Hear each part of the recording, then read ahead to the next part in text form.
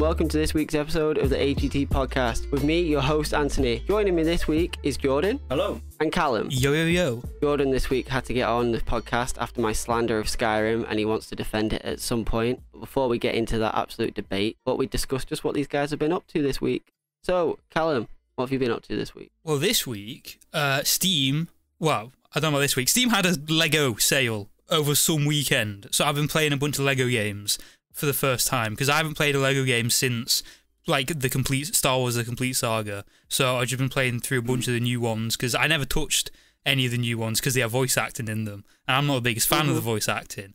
But some of them are good, some of them aren't as good. Like, I've just finished Lego Jurassic World, because I love Jurassic Park, it's my favourite film ever, and it always will be. But I didn't know the Lego Jurassic World game was all the films plus Jurassic World, and I feel like an idiot for not knowing that. But playing through it... That's the dinosaur one, right? Yeah, that's the one with dinosaurs. Oh, wait, no, you're thinking about the one with the ring and, like, small people. Oh, yeah. Lord of the Dinosaurs. But anyway, the Lego Jurassic Park games, they rip some of the audio from the actual film, but, like...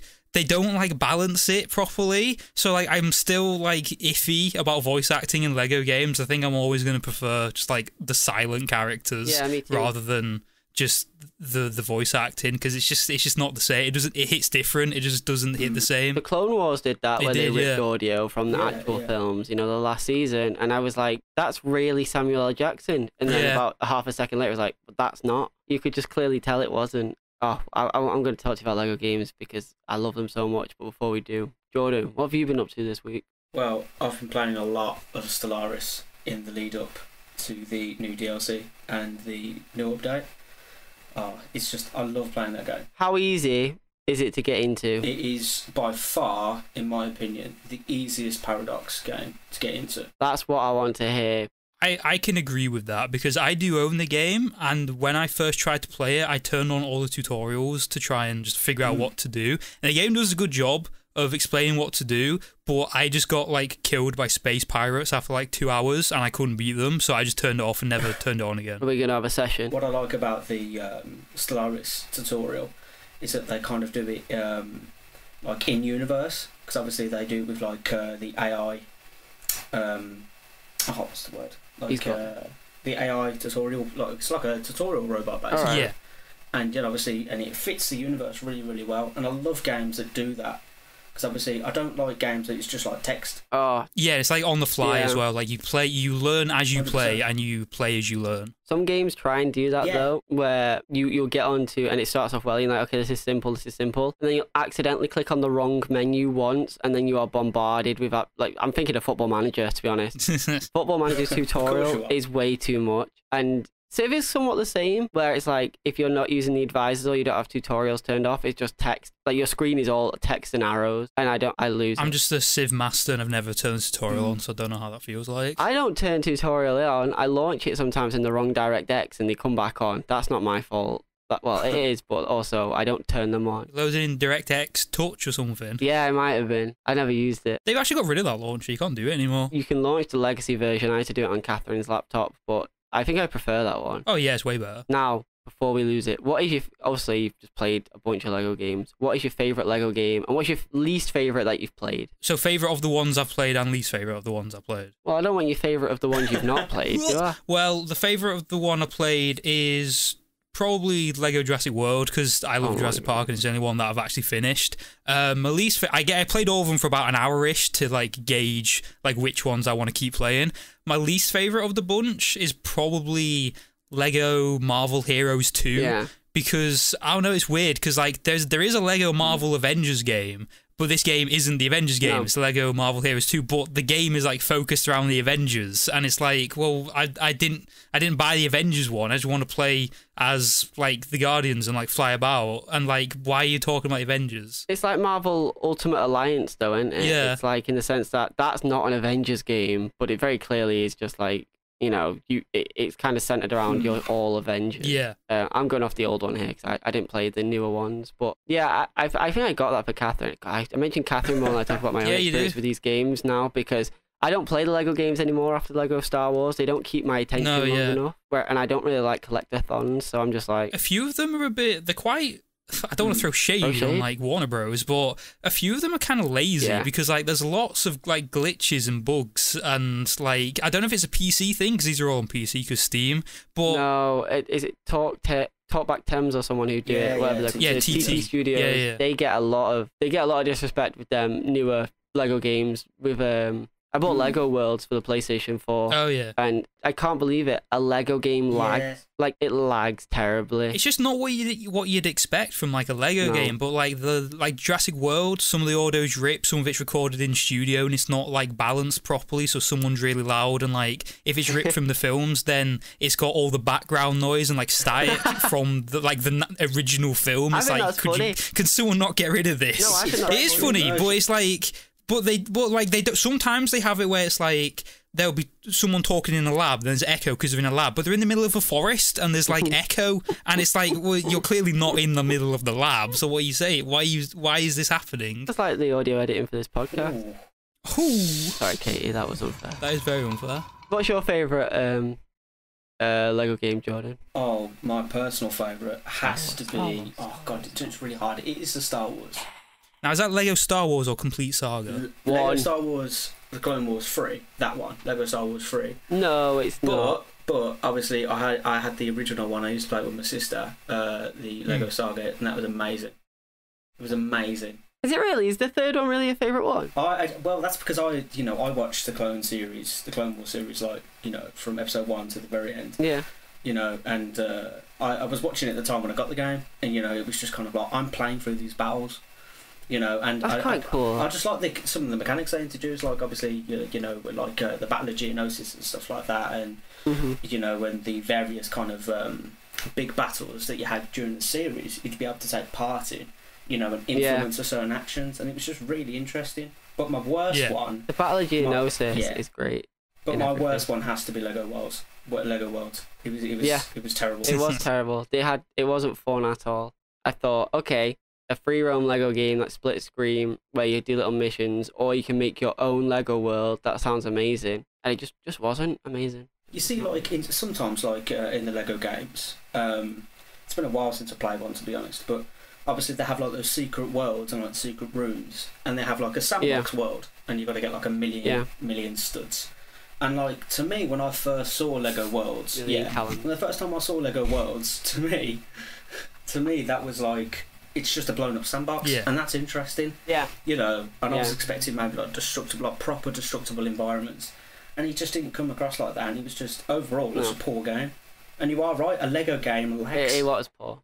You joking? Yeah. I know, on a PS4, it's crazy, isn't it? Because there's nothing that should. I'm talking like when you weren't even like spawning stuff in. Like if you were just on split screen and you were trying to do stuff, there was like actual input delay on your controller. Yeah. And I was like, wow, this is incredible. Well, I could relate that to one of the articles I recently wrote. Oh, definitely. Look at that. There is, it's just one of them. It's just there has been a real lapse in like quality, in the quality of video games in recent years, and it's a real shame. Because I think the scary thing is about it for TT is they're not new. They've always done the Lego games, so it's like, where has this come from with this sudden just like lack of interest almost? It's like, is it Naughty Dog? Is it? I think I spoke to Callum. It's Naughty Dog that do Sucker Punch that do Sly Cooper. That's who it is. Yes.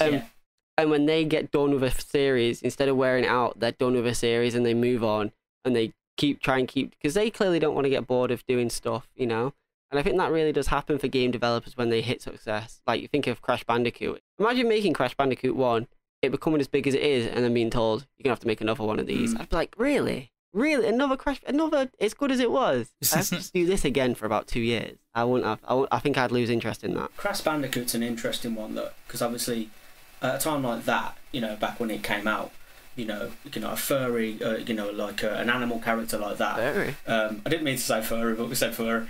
But like an animal character like that, that's made to be, a mascot, and you have that with Sonic and and stuff like that. But I feel like game developers, and to be fair, it's not the developers themselves, it's the stakeholders, it's the shareholders, and it's pushing for profit rather than quality, and I feel that's a really, really concerning thing for the future of video games, because if it's all about profit, then, you know, eventually consumers are going to get bored of that. You know, and I feel like we're beginning to see that. Now, obviously, with, you know, some people boycotting certain games and, you know, like Outriders. Outriders is in a very poor condition. And yet, but some people just don't get it because it still has a very large player base. The sad thing is, yeah, and I've noticed this over the past couple of podcasts now, if this podcast started 3 years ago, I think we'd be speaking, maybe even 4 years ago, we'd be speaking very positively about where gaming's going. And the past 4 podcasts alone have just been nothing but, you know, it's just been upset and disappointment and negative, Negativity. Controversy. And it's just like, how has this happened even today? Obviously, I wasn't going to bring it up because I was waiting for Frankie again, but God knows when I'll next speak to him on this. I saw the latest thing about BioShock, the new one being open world, and I thought, I don't know if I want it to be, you know? I think an open world BioShock is just not interesting to me. I think the BioShock 1 and Infinite were open world enough where you felt like, okay, you're experiencing the world, but you're not doing whatever you want. I don't think those games are designed to do whatever you want. I don't think it well, it's even like when Halo Infinite got shown off and it's open world, like the internet was like split in half. It was like some people were like, oh, this is really good. I can't believe they've never done this before. And then other people like, why are you doing this? What's the point? I can understand why they've never done it before, because when you play a Halo game, there's never time to be casual and mince around. You're doing stuff, you're trying to get stuff done, you're trying to save the world, you're trying to save the universe. You know, you're not like, oh, let's go and do this side quest. No. No, you go find the schools in like different levels, and like those are the collectibles you go find. But you're not gonna like go talk to like UNSC Soldier 3 and he's like, help! I lost my gun in a tree. Get it? Like, you're not gonna do that in Halo. No, if Halo finds its way to put into the story that nothing urgent is happening, then I think they've done it wrong. Halo Reach is like, oh, you're on this planet. But that couldn't have been open world because the planet, you know, it's about to be the end of all days. Like, it just isn't time to be free roaming. And if there's no free roam, it doesn't need to be open world. I think what you just said there, Callum, really reminded me of Dynasty Warriors in the camps. Like when you talk to them all and they all just say, oh, I can't believe this battle is happening. Or, oh, I heard this guy is going to be fighting for the enemy. And it's just like, that's a nice little touch before the fight, but I could do without it. It doesn't make that much difference to me. Yeah, it doesn't really add anything, but it's just nice talking to, like, I don't know, Gatekeeper, and he's like, oh, hey, how's it going? Hey, have you heard about this? And it's like, why are you talking to me? That in Halo is fine. If I was talking to, if I spoke to a private, and he's like, oh, my daughter's waiting for me, and then I drive in a warthog and he dies, I'll feel really bad. But like, that's as much like freedom as I want. I want to just be put on a mission. I think linear games, they'll have so much to offer to them. I don't think linear games need to die out. Not everything needs its own free world aspect. Not every game needs to be open world. Not every game needs a season pass. But yet here we are, where every game is open world and every game has a season pass. I still haven't played it. I know we spoke about it off recording, but it's a brilliant idea. Worms Rumble, Callum. Oh, yeah. I want to play that with people because it's a Worms Battle Royale, and that is genius. That is genius. I'm tired of Battle Royales, man. Yeah, but a Worms Battle Royale. Come on. It's like Battle Royale, but with worms. Worms has always been like a Battle Royale, really. Has it, though? Well, yeah, because the water rises at the end. It's like this. Well, has it been a Battle Royale or has it been a team deathmatch? That's a stretch. Listen, well, tell me then, Callum, when it's quads, is that a team deathmatch? Yeah, because there's 4 teams. So that's not a battle royale? Okay, you just invalidated your own point and said I was right. Like, what do you want me to say? No, so what I'm saying is, what is a battle royale then? Battle royale when there's like 100 people or like 60 people and they're all like... It has to be, They're either solo... Oh, it has to be... It has to have a mass player base. A mass player base. Fine. I don't know how many players you can have on Worms WMD, but I'm pretty sure. I think 8, maybe? No, you can have. Surely you can have more than 8. In WMD? We'll find out. We'll find out tonight. We'll find out. You got WMD. I don't have WMD. Actually useless. Okay. Do you have any Worms games, Jordon? I do, but I have them on my Xbox. I don't have them on my Steam, I'm afraid. But just as useless. I'm sure, I could thrash you. Yeah. Because we've been playing. Oh, we went on a bit of a spending spree. Well, yeah, we did. I bought 1 game. Yeah, okay. I went on a spending spree because Nathan and Callum were not happy with Golf It. They believed Golf with Friends was the ultimate game, which we played. It wasn't. It was not any better than Golf It. In my defense, go on. I last played Golf with Your Friends like 4 or 5 years ago. Now it's like a completely different game. So we sat there and we played Golf with Your Friends.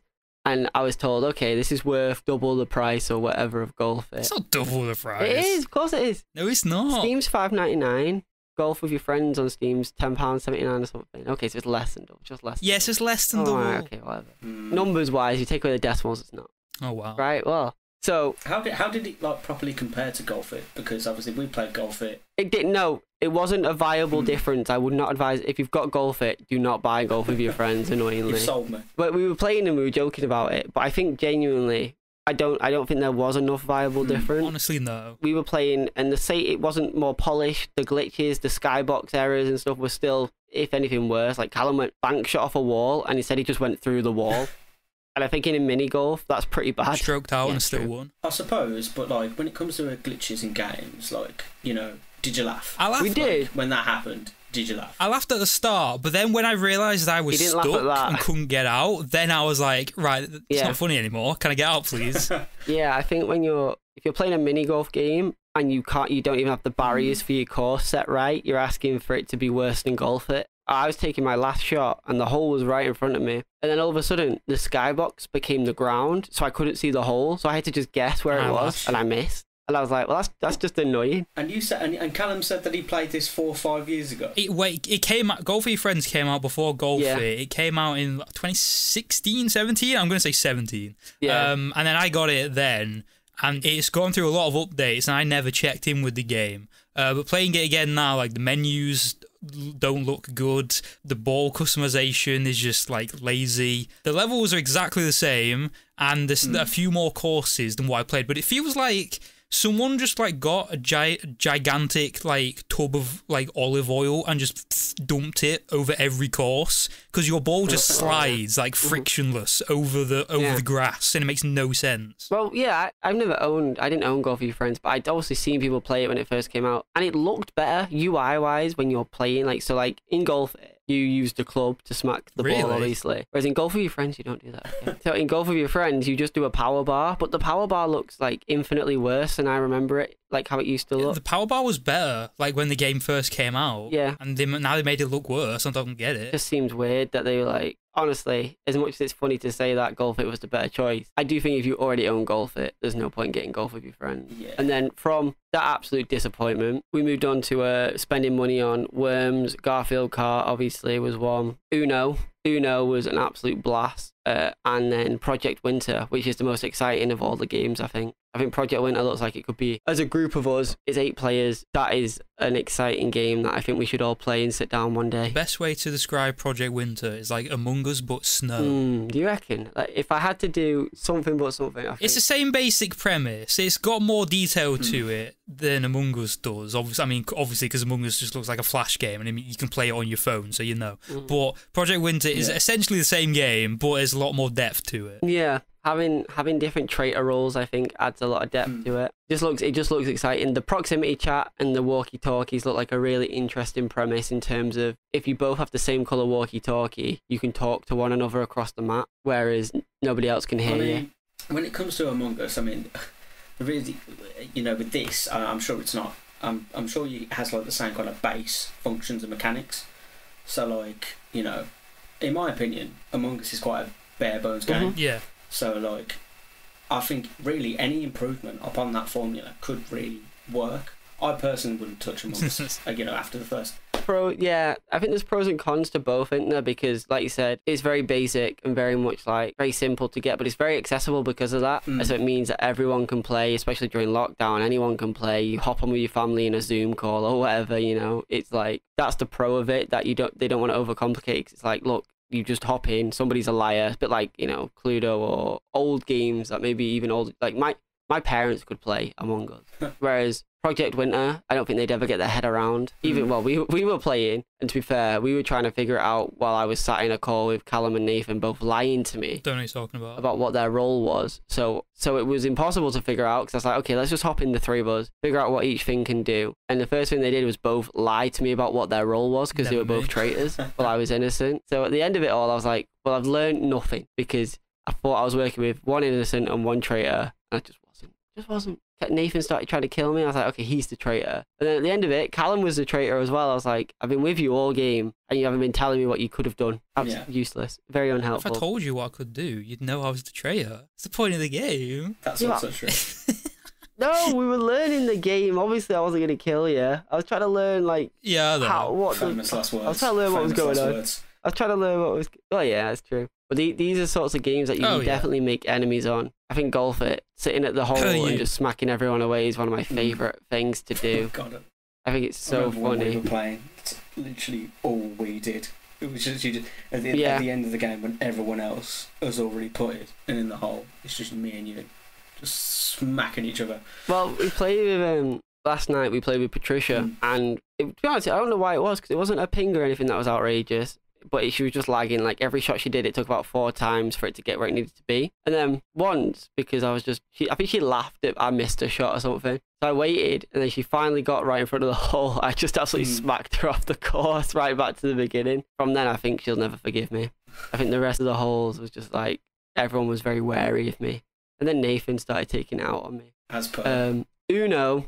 Have you got Uno, Jordan? No. Have you ever played Uno in real life? Yeah, have you ever played Uno? I have played Uno, yes. Okay. Okay, because Uno, we spent a long time playing Uno, and I don't think anything has ever just been so simple, but like something I can just hop on and lose time in. It's like, I think, to be honest, I think if we were ever to do a live podcast without cameras, but just do like a live episode, it would just be playing Uno. Because the absolute anger that can come out of that game is unreal. We play with our friend who like fights everything, and he's the best person to play those sorts of games with, because you can like over the smallest, littlest thing. Yeah, and even if you have no choice, even if you had to play a card, but you pretend you're doing it just to annoy him, he will bite every single time that you're targeting him or you're working against him, and he will then hold on to that for about 2 games, and then he'll be like, oh, this is because of 2 games ago, and he'll put down a +4, and then you'll know he's lying, so you just challenge him. I think playing it with people who've never played it before as well, or people who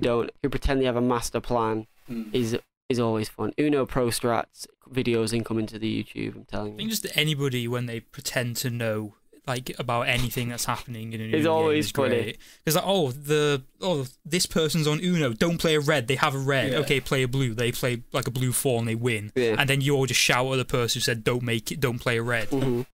Pretending you're like top tier player every game you play. But that's some of the funniest RP you can do. Just be like, I use this because it's in the meta, and you don't know what the meta is at all. A green 3. That's a bold strategy. I will now counter that with this reverse. How do you fare, my good sir? Yeah, you can tell how monotonous it gets, or how like so. Oh yes, turn after turn. It's just you tell how it's just the same thing again and again. Because we went about 20 minutes just going, that's a yellow, and then someone would put down a yellow and be like, that's a yellow. And then they put down a green, like, that is a nice green. That is a green we like to see on the pitch. Look at this 2. That's a nice 2. Oh, and we got it all recorded, but I was very drunk when doing that, so maybe not upload that anywhere. Send it to me. I want to see that. Oh, I'll send you the link after this. You can see it. It was just funny. Yeah, but... So, obviously, these sorts of games, I think, have been, especially with the fact we're working quite a bit and from home, we don't get much time away from our computers. I've started realising that actually when I'm done with work, I come off my computer and I don't have the energy to hop back on. Yeah. Whereas something like Uno, I just sit there, I'll have music on, I'll be in a call with you guys, and that's it. Like, it doesn't take any energy out of me. I don't have to try and win. Winning in Uno just happens. You don't try. Yeah. You'll just all of a sudden be on your last card and you're like, I just won. Like, just because you're on your last card doesn't mean anything, like, at all. Yeah. No, it really doesn't. Definitely not. So, have you got any party games that are very obscure, but that you used to love playing? Either of you? Oh, I wouldn't say obscure. I've got one. The one that always comes to mind. Go on. No, you go on first. So, on my PlayStation 4, when, like, this was years ago, me and my friends got Trivial Pursuit, and it's not really like a party game, but the PS4 Trivial Pursuit game, it was so funny. It was almost... I don't want to hark back to an early episode. It's almost like GTA because you can't join your friends. Like, 3 of us will be in a lobby and then one person can't join because this person's hosting. And then we came up with our own like conspiracy theories about why we can't join each other in Trivial Pursuit. And then we spent like 40 minutes, half an hour, just trying to join a lobby of Trivial Pursuit on the PS4. And then when we did get in, like, it would just barely function as a video game. It was so Is this Trivial buggy. Pursuit Live? Yeah. Oh no, it's the Hasbro one on PS4.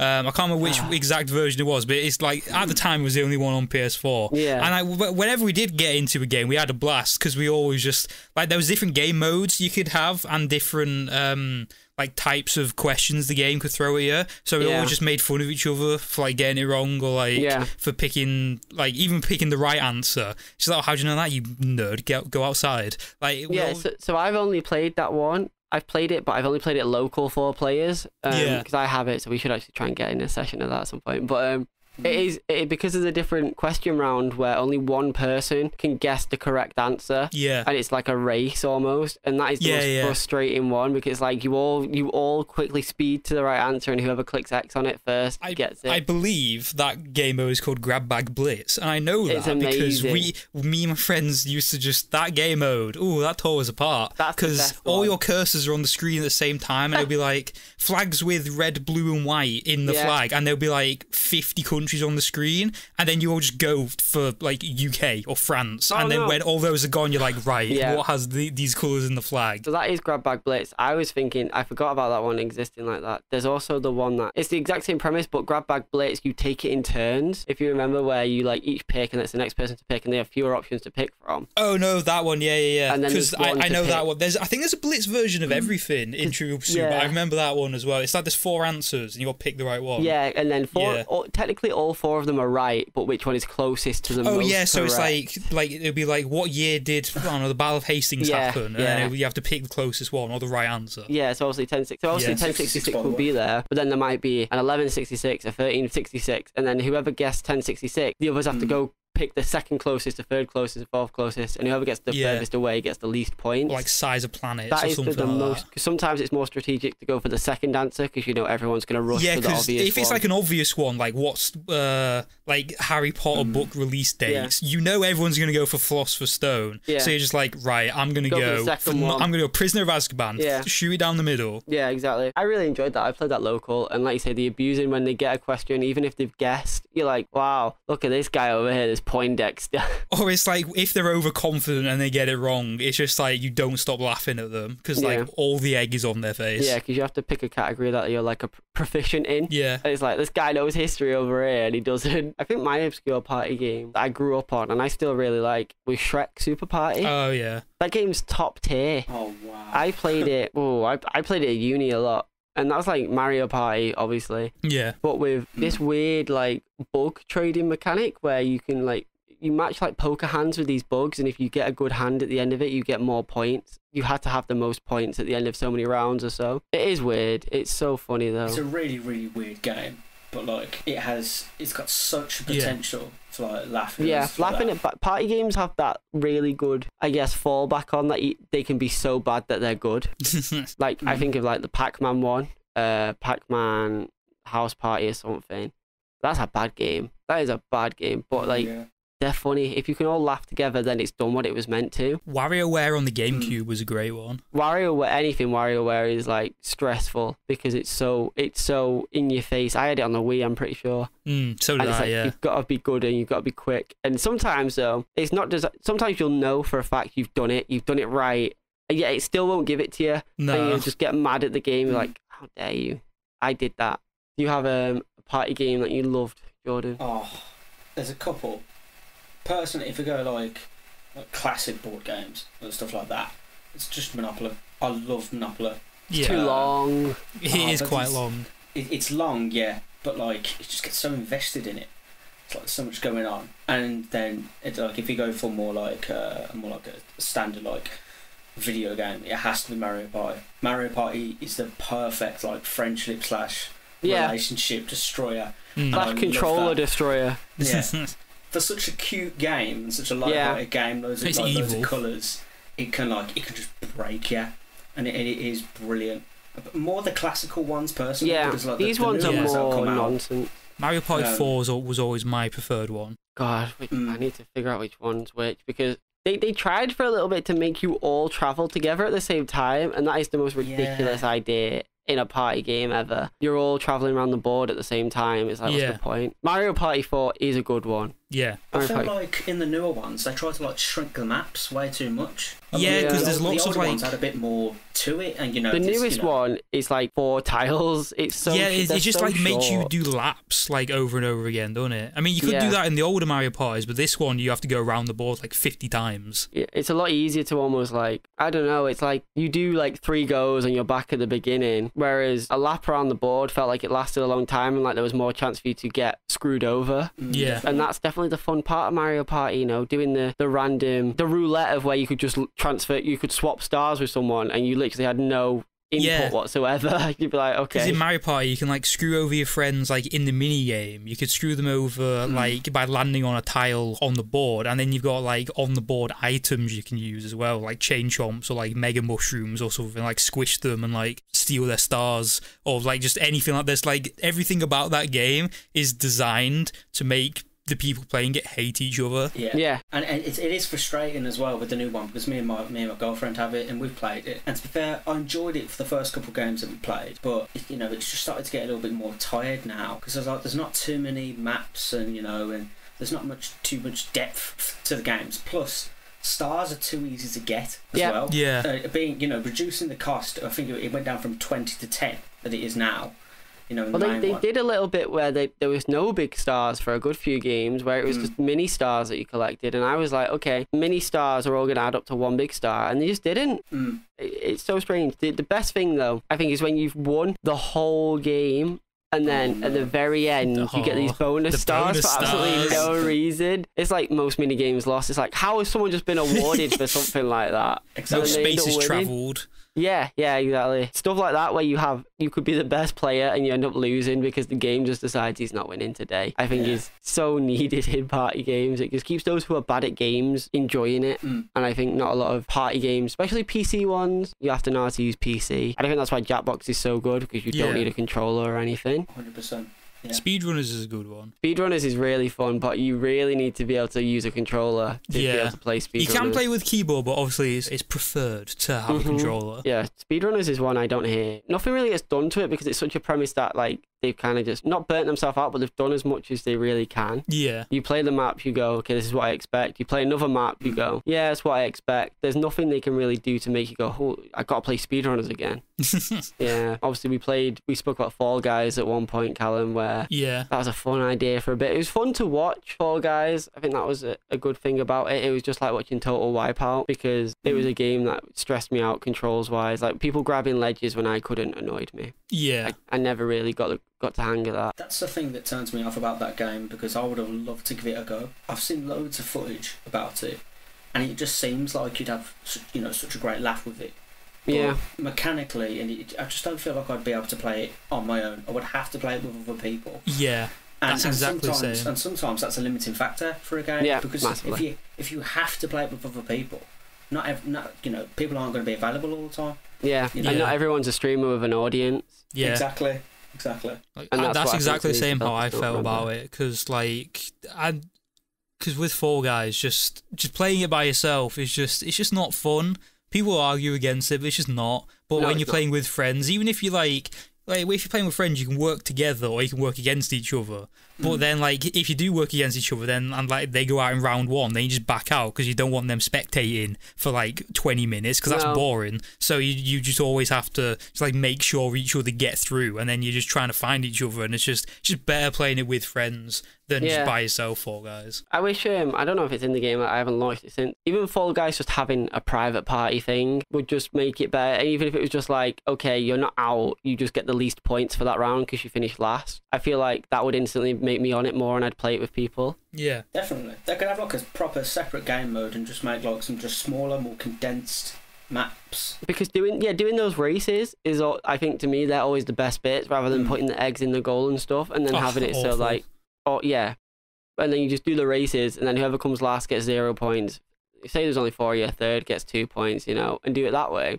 And you do another race. It's like a Grand Prix of obstacle courses for like 4 or 5 of you. That sounds just as fun. If not, I'd be playing that more than the Battle Royale mode. I love I'm just looking at my Steam library now, and obviously it's alphabetical. And Aliens versus Predator used to have this amazing multiplayer mode, which was a bit like Left 4 Dead, where obviously one side was Aliens, the other Predator. But I think it was Marines versus Aliens. If that was out now and done well, I'd love it. The new Predator, well, I say new, the Predator game that came out does exactly that. That was bad. Don't know what you're talking about. Did it wrong. It was like Space Marine game.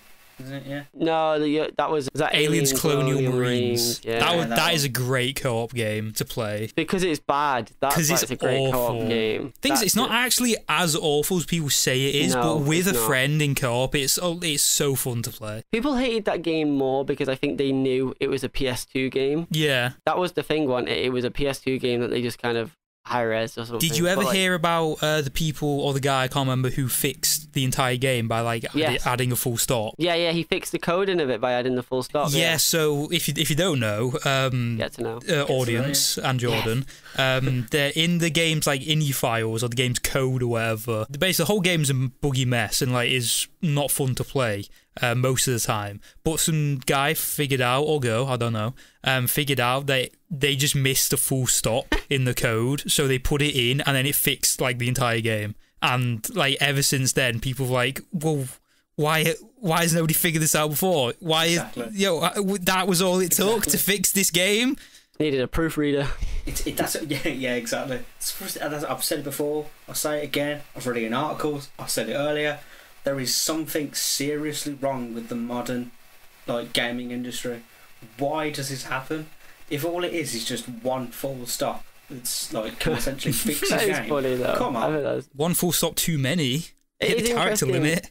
I think there's another side of it though, isn't there, where you just think, how interesting is that one full stop was the difference between it being a bearable game to people thinking this is the worst game this year. Yeah. It is crazy because it was the AI, I think, was it? So like the pathing of the aliens, and that's where that alien moon Michael Jackson walking gif came from, where he just walked past your screen. I think it was the full stop that fixed the pathing of the aliens and made them behave how they were supposed to. You could just run past like every enemy in the game and just like go through the game. Alien is such like an iconic franchise. It is, but like it's only good like in the films, but like saying that, even like Alien Cubes and Alien with Ron Perlman in it, I can't remember, they're both not that good. But and neither is like the Xenomorph itself that's iconic, isn't it? Yeah, it's just the Xenomorph. That's why Xenomorph's in Mortal Kombat and not Ripley. Ripley should be. Ripley's a badass. Because even the way they do the games, like in Colonial Marines, they have the original 70s. The sound effect for the pulse rifle is exactly, and it doesn't make any sense. That sound cannot come out of a gun, surely. No. But it's so nice. It's so appealing to the ears. And euphonic, we found out what that word was, didn't we, Callum? Oh, euphonic. Wow. It's aesthetic for the ears. It sounds good. It's euphonic. I'll have to use that in an article. Because that sound is like, you look at it and you watch the fire rate of the pulse rifle, it's like the sound isn't even synced up with the bullets you're firing.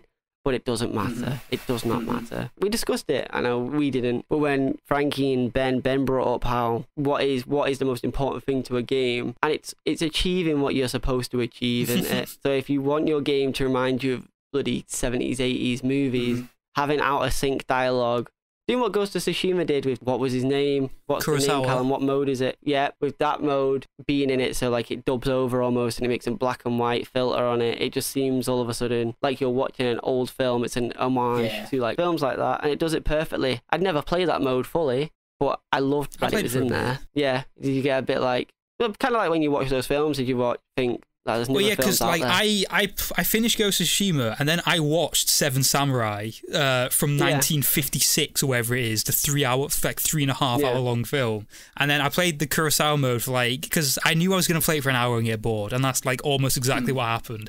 But they did it so well, and it's really cool because like not only is it like black and white and like in like Japanese with English sub, but like the wind is exaggerated even more than how it is in the normal game. Like there's just leaves blowing everywhere and trees going mad, and the wind is just cranked up by a million times to make it fit in with the aesthetic a lot more. That was such a good feature that never had to be done. Yeah, but the fact it was, because like you said, I watched, what's it called? Is it The Hidden Fortress? That was the inspiration for Star Wars. That's an old, I'm going to Google it, but that's an old Japanese film. Yeah. And I watched it, when you're like, I respect it for what it is, but I'm not that guy that can go and watch films from that long ago and go, God, I like this. This is one of my favourite films ever. Well, there's another one that's completely off topic. But I can appreciate films and go, I really like. So, like, obviously, Star Wars is only 70s, and I go, that's great. I love that. Favourite film ever. But then I don't know. I think sometimes films that were good for their time doesn't mean they have to still be good. Yeah. It was Hidden Fortress 1958. Okay. Bit off topic, but like one old film that's really good is I've never heard of it in my entire life, but then I got recommended it, and it's like the third like highest rated film on IMDb. It's called 12 Angry Men, and it's such a simple film. It's just 12 angry men in a room. There's like 2 rooms in the entire film, and it's just guys talking. Like there's a lot more to the film than that. I have heard but I don't want to spoil anything if you want to go watch it. But that's a really old film, but it's really, really good, and I would never in a million years like ever consider watching it. But I got recommended it and I watched it. I was like, oh, this is actually really cool. I want to meet that person that recommended that film to you, because they've clearly got impeccable taste. I think premise of old films now is what keeps them, relevant, because obviously it can't be CGI and stuff. Yeah. So for us, not necessarily us, because obviously we, as people who play games, I think gamers have a lot more respect for old films because we also have a respect for older games. Yeah. So we instantly go, we know there's more to stuff than just nostalgia. We know that you can appreciate something's music and know it's good, even if doesn't hold up. The amount of people that, like, I love the PS2, it's the best thing of all time. And really, it's not. And I think we can like look at movies like that and go, God, this is such a great idea. I think if it has a good premise or an interesting story behind it, I'll always watch it. I can appreciate a film I don't like. I can be like, I get that it's good at that. I get why people like it. I don't. To be honest, that's like, this is like the third week in a row somebody's brought up, but like unpopular game opinion. I never really liked Last of Us. But I can like fully respect and appreciate why everybody loves the game so much. I never got in. It took me like 3 playthroughs to actually like the game. I can't believe you did 3 playthroughs of a game you didn't really get into. It's because I had to like it, because I didn't get why people liked it so much. But then I played it, and I was like, okay, I get it now. You're just doing something to like, you're putting so much pain into yourself. God, that would have been funny to watch.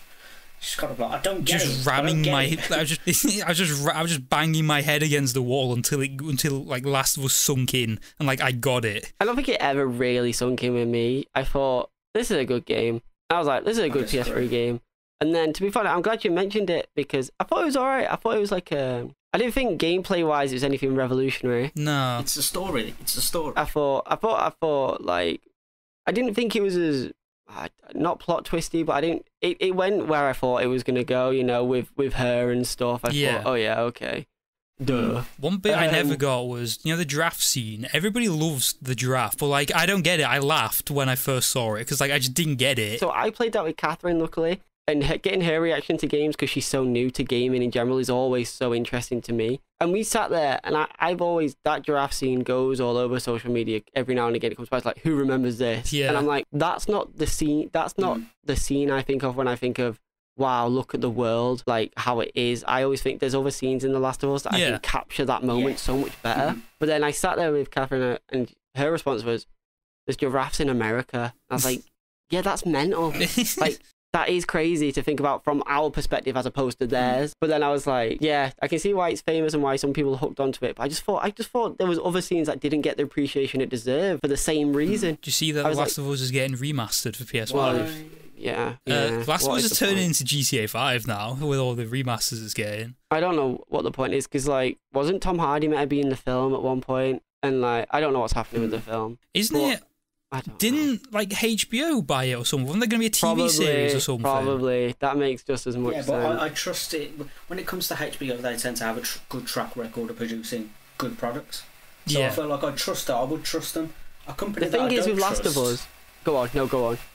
A company I don't trust with like an IP that I care about is Amazon, with the Lord of the Rings. Oh. Personally. All right, well, wait a minute. We're being interrupted by Liam, who has to quickly come in and tell us about the sponsors for this week's episode of the podcast. Before we continue this intellectual discussion, we would like to inform the audience about our sponsors. Now, this podcast is sponsored by the lovely Apparel 5. Yes, with the number 5. Apparel 5 is the clothes that shows, the design that shines, and to top it off, you'll have what the kids call drip. So, if you or your team want to rock the ball, give Apparel 5 a call at www.apparel5.com. Again, that's www.apparel5.com. But wait, there's more! A huge thank you to the Strive Group, utilising education to create effective change. Strive offers a range of training programs, audits, assessments, and consultation services to ensure your organisation is seen as an employer of choice within your sector. The Apprenticeship Training Agency has been launched since the 1st of April. To find out more relevant information, check out www.strivetowork.uk. And now, back to the podcast. Thanks for that, Liam. That's really helpful telling us about today's podcast sponsors and who helps keep us running. Now, what were you saying about Amazon and not trusting them, Jordan? Well, it's difficult to say, really. Obviously, anyone who knows me personally, knows that I love Lord of the Rings and the Tolkien universe. Like, it's just such a captivating thing, and it's quite precious. It's very dear to me. Watching the films when I was a younger kid, it was just great to see, and the universe building. And to be fair, watching the films, I see the the CGI holds up well, the storytelling, and stuff like that, and the books like the Silmarillion, which is essentially like the Book of Genesis, for Tolkien. But I don't know. I think it's. That being said, I feel like the only people I would trust in terms of studio to actually produce something like that personally would be either Lucasfilm, believe it or not, or HBO personally. I feel like I feel like Amazon's going to heavily monetize it. It's just going to be a game. It's going to be purely about money. It's not going to be about tailoring it to the fans and being something worthy to watch. Lord of the Rings. Of course I'm going to watch it. It doesn't matter whether it's good or it's bad because of my love for the series.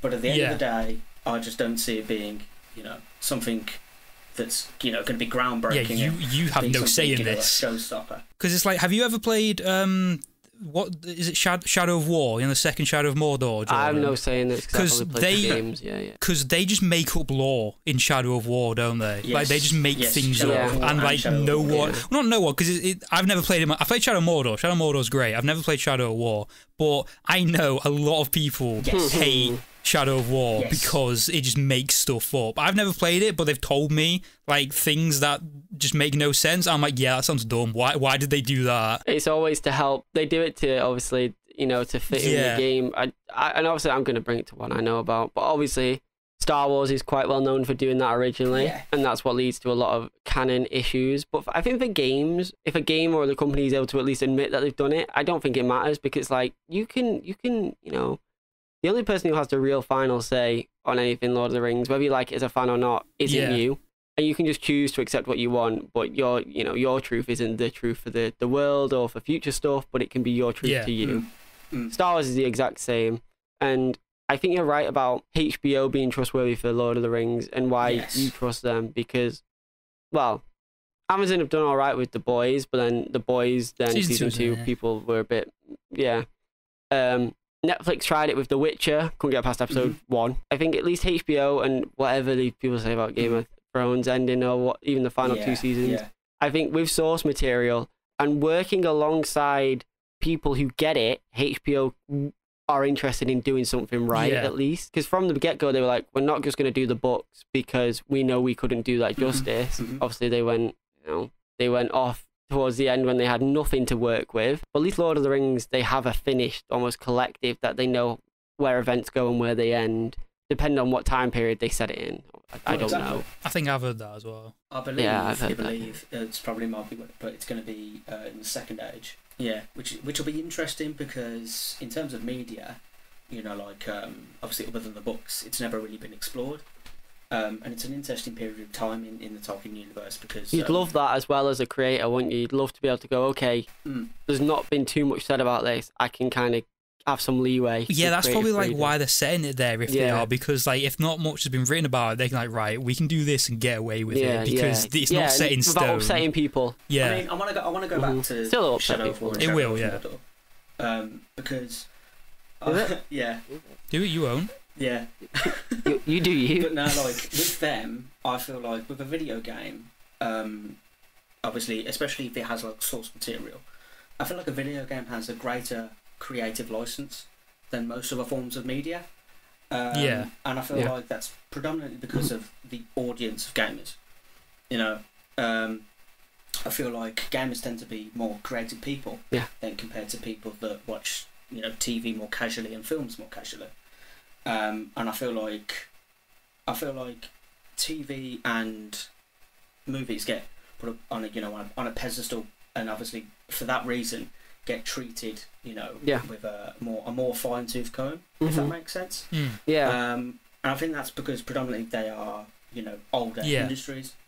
With that is all it is. Yeah, exactly. And you know, it's a shame that gamers and the gaming industry is still treated, you know, as like you know, the bad boy of the entertainment industry, and I felt that that's wrong, because it deserves what it gets, because if anything, I feel like a game allows you to be more creative compared to any other form. It gives you everything. It's a combination of every single other one. Yeah. I guess art. It has, you know, art styles. It has music that is sometimes just purely orchestral. It has voice acting. It has storytelling. It's a combination of all these other entertainment mediums. Yeah. And it doesn't get the same respect as one of them. The perfect person for that is obviously, everyone knows Hideo Kojima and how crazy he gets with his ideas, you know, and he's a massive movie buff, you know. And he wanted Best to be a mates with director. Guillermo. But he wanted to be a director, and you know, but he turned his eye to like video games, and obviously, like you were saying, Anthony, it's just like there was so much more freedom, because obviously you can tailor the voice acting, you know, and you can watch a film and you can, you know, it will be your perfect vision. And it's more difficult because you have to do all of this whilst having somebody else play it rather than just watch it. Yeah. They're having to be in it and do stuff to make sure your story is told the way you want it to be told. It's not just like, we'll give them the camera point of view and they have to just accept it like in a cinema.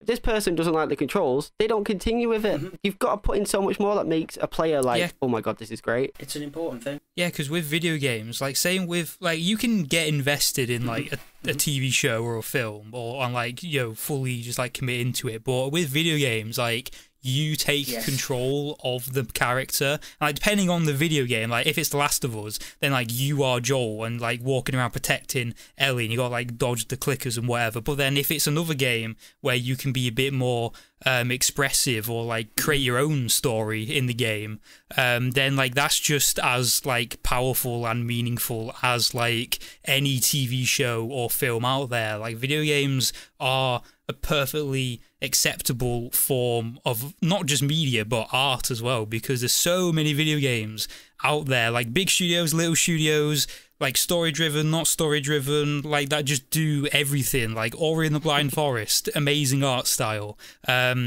Any like Last of Us, compelling story. Red Dead 2, like when you finish that game, like the way I describe Red Dead 2's ending was that it was very powerful, because like no matter what, because like some people said they cried at the end. I didn't personally, but like, it was very powerful. Like the journey that you went through with Arthur, and then like at the end, like seeing all the stuff that he saw and like doing everything, and like music does it as well, because the music, unreal. I've never cried at like one song just like listening to it by itself, but when like a piece of music is paired with what you're seeing on the screen, then it can like bring you to tears. It can make you feel things you've never felt watching a TV show or film before. There are some real moments in Red Dead where you're like, you almost get not your heart up, but you're like, oh my god, where this is going to go. When you come back from, I'm not obviously not supposed, but when you come back from Tahiti and it splits to cinematic cam and you don't really have a choice and the music plays, I think is it Unshaken or whatever, by D'Angelo, and that plays in the background. It's just, you know, you come back and you're on your horse and you're just riding down a road. That is all it is. But after everything that has just happened, you're just like, what is going to be at the end of this road? It's very somber.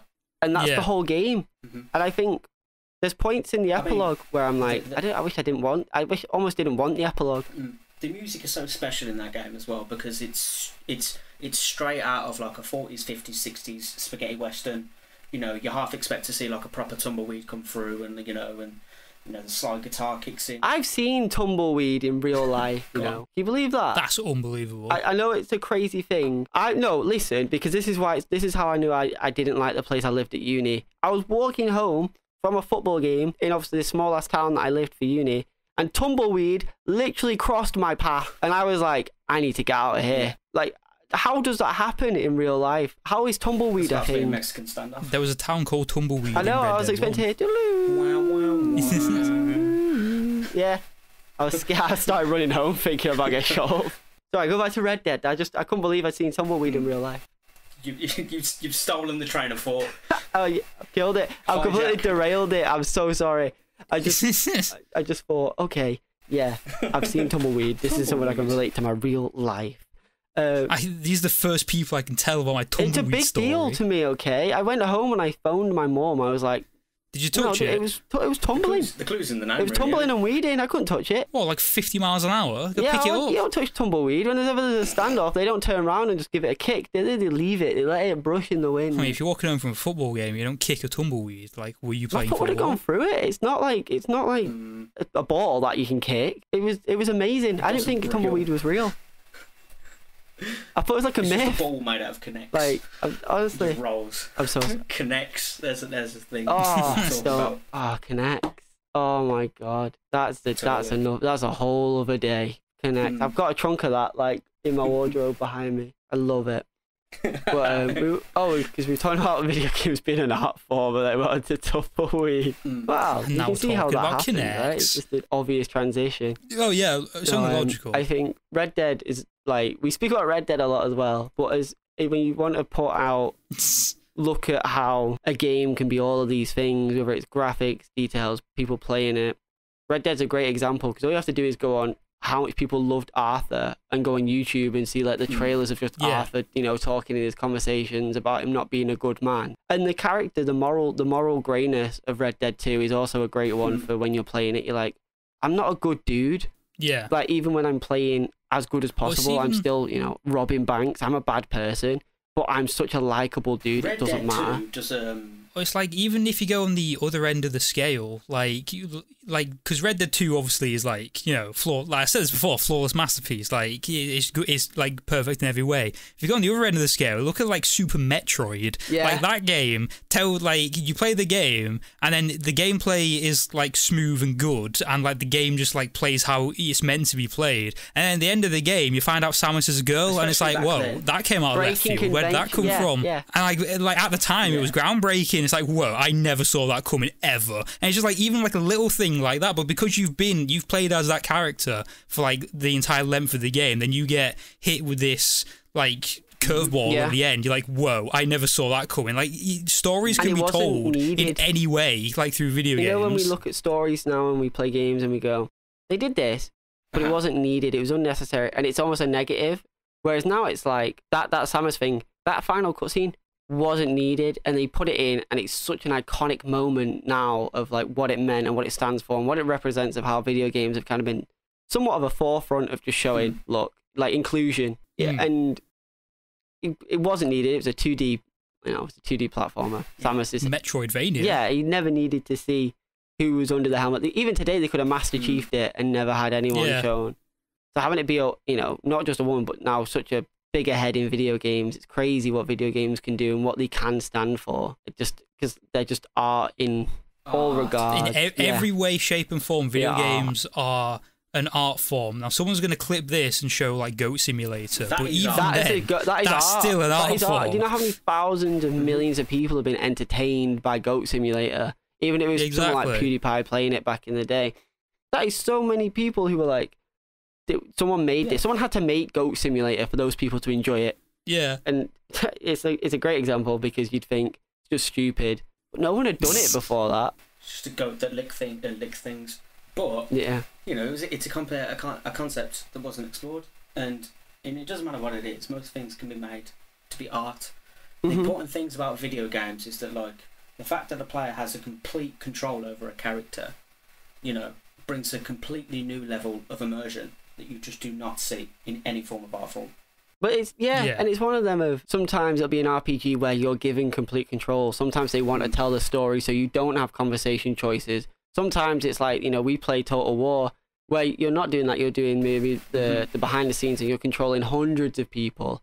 And it's like making the player engagement spot on for the type of game you want it to be is just as important and something you don't get from everything. It's like, I don't know if this exists, but does a film exist where it's purely first person? Yeah, is it Hardcore Henry? And that is that the name of it? It rings a bell, so it's an iconic film for something, isn't it? And like Jordan said, found footage, like found footage Blair films Witch. as well. Obviously, Blair Witch. There was one there's an Italy cannibal film that was before Blair Witch that started that trend. Okay. You know, in the sense that it was very critically controversial. That's why I don't remember the name of it. It was something cannibalism or something. They're obviously revolutions in filmmaking.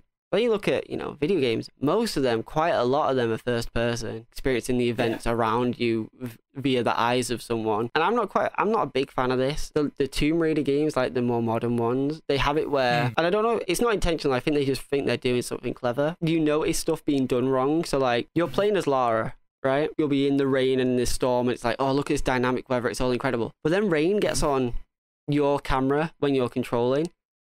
And in a third person game, I don't like that because it's like, okay, so I'm not Lara, I'm a cameraman filming Lara because the rain is on my lens rather than on Lara herself. And I think, I don't know if that's intentional or an oversight or if they were trying to show off their rain and didn't realize that it makes it look like you're now filming her rather than playing as her. But, you know, these are all things you have to consider when doing a game as opposed to a film. When you're doing a film, you know how it's filmed almost, you know what lens you're looking through. I just, that thing irks me because it's quite common in third person games where the dirt gets on my screen. It's like, so I'm just the cameraman, I'm not them. I think for something like that, like it's, you know, when you look up and you see the rain, you know, you get the rain splashes. To me personally, that just harkens to like the YouTuber who just does that for the one time, you know, and he just goes, oh, that's cool. You know, and it's just one of those, and it's just all that is just a bonus effect, and just look what we can do with this engine. Yeah, it is a tech demo. Yeah, moments like that are just like, they're only little tiny things, but they're so worth it in video games. Sometimes, like. Oh, it's like one big thing for me that like I've always looked out for, like ever since I was like 3, was footsteps in snow. Red Dead 2 like does if it you can make perfectly. footsteps in snow, Red Dead 2 does it great. So does Ghost of Tsushima. But it's like whenever, even Star Wars Battlefront did footsteps in snow, and I'm in snow. I want there to be footsteps. I don't care what game it is. There has to be footsteps. Same with sand as well. There has to be footsteps. Ghost of Tsushima does it well. It doesn't do footsteps in water very well, though. Water doesn't splash in that game. It doesn't, but blood does. I know, well, that's why it was crazy. When you run through like the little lakes and stuff instead of going over the bridge, there's no splash from the horse. That bugs me. Maybe that's how the game developers wanted to present their art, you know? They didn't want splash. If it is. I hope it was intentional, because otherwise it always bugged me, because I was like you say, the wind is so exaggerated, the colours are so exaggerated, the blood is, you know, goes on the leaves and stuff. And then I'm on a horse galloping through water, and there's no semblance of like splash at his feet. I'm like, maybe that like shows off how light-footed, you know, the individual is, despite the fact he might be, you know, heavy on land and, you know, he's got a lot of force behind him. I do think stuff like that though does show how, as, you know, players, we play the games, the stuff we look out for and the stuff you realise that they have to pay attention to. Yeah, because we notice that without even looking. You know, I wasn't looking for flaws in Ghost of Tsushima. I loved it. But then as soon as I noticed, I was like, someone might have just like not programmed it well enough, or someone might not have like, taken a deeper look at just the water splash, because if they had done, they'd been like, oh, just a bit more on that, please. Yeah. You know, and it shows everything they have to. Lighting is obviously the biggest one. Oh, yeah, lighting. The fact they have to somehow do lighting and program it, and it's all, obviously, it's not real lighting. I think I read an article from Naughty Dog saying that doors are the hardest thing to program in video games. Like, I didn't like read it properly, but I just saw like the headline, and I think it was just like adding doors like in the world and making them work and interact with the character properly is like apparently just impossible. Maybe it's only impossible for Naughty Dog or Sucker Punch. I can't remember who. I'm pretty sure it was Naughty Dog. It's one of them. It's one of them. But I'm pretty sure they said like doors are just impossible and so annoying to like put into a video game. But I'll tell you again that does do that very well. Red Dead 2.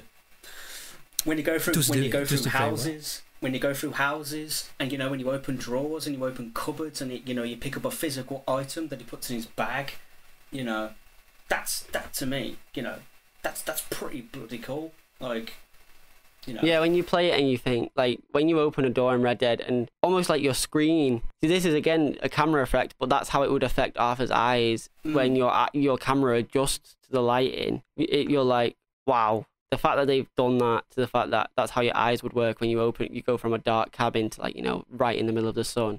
And vice versa. It's amazing. It isn't, because sometimes it's like when you play it on your TV, it's like your TV's brightness is auto adjusting to your environment, and then you realize, no, that's built into the game to, like, I guess copy that effect if that's what's happening with your eyes. And it's just mind blown. I do think though, after I don't keep coming back to Red Dead after I derailed the thoughts on Tumbleweed. I'm trying to think if there's anything. I'm on this Doors article and I'm reading about it, and it's too complicated to explain right now. But apparently they are quite difficult. Going back to like immersion in video games, like VR is like massive now, and it's only going to get bigger. I don't think it's quite there yet still, personally. Maybe it's because I don't own a VR headset because I can't afford it, and I've never tried it before. But VR is huge, and like it's only getting better. Like it's only getting better and better, like every like month. And like Half-Life Alyx, I again never played it, but from what I've seen, people like that looks a lot. just like the best, like just like the best VR game. Maybe not ever, but or maybe it is ever. I don't know. Never played it, but from what I've seen, it looks like insane what they've managed to do with Half-Life Alyx. Like from where I thought VR was currently at. Yeah, again, talk about another level of player involvement. The whole reloading your own gun and stuff, and the fact that they can get that right is crazy. Like we took the PS5. PS5 tried that with the whatever triggers. Haptic triggers, Haptic not triggers, fun. I don't enjoy it. Does it happen in multiplayer in video games? Yes, I turn it off. Because like if your gun like stalls and theirs doesn't, you die. Like that must be so annoying. I say I play Call of Duty Cold War, and to be fair, Cold War port to PS5 isn't great. They've not done anything. They didn't try and like. The vibration's a bit too harsh on your hands and stuff. So if you have that full vibration, which is the full controller now, which they obviously showed off. I've played Astro's. Astro's Playroom is the best PS5 game still to show off what the controller can do. But if you play the COD port and you're shooting, and obviously it's cross-platform, so I'm playing against people without these triggers, and I'm shooting an LMG that takes, I don't know, it's not a lot, but you say 1/10 of a second more to press down, or you have to push it a bit and then push it down further because it locks almost. And the person I'm shooting doesn't have to do that. They can just press the trigger down instantly. It's just an instant multiplayer disadvantage that you're only putting on yourself, because there's no, you can turn it off. So there's no law for you to keep it on, but therefore you should never keep it on. Yeah. But is it on by default? Yes, it is on by default. Oh, that's such a strange thing to see from, like, you know, an upgraded version of the game. And obviously with the controller as well, like you'd expect innovation. It works. Not the reverse. No, multiplayer is such a setback. Whereas on single player, I keep it not as harsh, but I do keep it for Spider-Man or Borderlands. I like the idea of, you know, each gun feeling a bit different. Astro's, like I said, is built for showing off what it's meant to do. So you have these it's just little platforming sections, but you have a jetpack, say, so you have to push down the triggers, and if you you hover, you push them down fully, and that's when you escalate. If you're going along you're holding onto this hook, like a zip line, but it's like a literal zip on a jacket, and the vibration in the controller vibrates across the controller rather than all at once, like you're going along a zip. That's what the controller's meant for. And I think because developers make their games for PlayStation and Xbox, and Xbox doesn't have those triggers, they don't focus on it enough. They just go, okay, let's just add a default vibration here, rather than one that utilizes the controller correct. I think when it comes to with all forms of innovation in any form of commercial product, you always have to start somewhere. Yeah. You know, and I feel like that is, you know, that's going to be a thing that we're going to see in the future a lot more. Even though it's a bit wishy-washy at the moment, you know, in a couple of years' time it could be amazing, and you could look back and just be like, well, I can't believe we didn't do this. Well, that's all we've got time for this week's episode of the AGT podcast. Please let us know your opinions on where you think gaming is going as an art form down below. Be sure to subscribe to the YouTube channel and check out all of our social media platforms linked below, including our website, for written pieces from people like Jordan. Please do. Please do. Please do, please. Read my work. Thank you guys for joining me this week. It's been really good to chat to you about obviously a load of different stuff, including my tumbleweed It story. was very interesting. It was riveting. I read it too. Good. I'm glad you enjoyed. And you guys, I hope you join us for next week's episode of the AGT podcast. Bye. See ya. Ta-ra.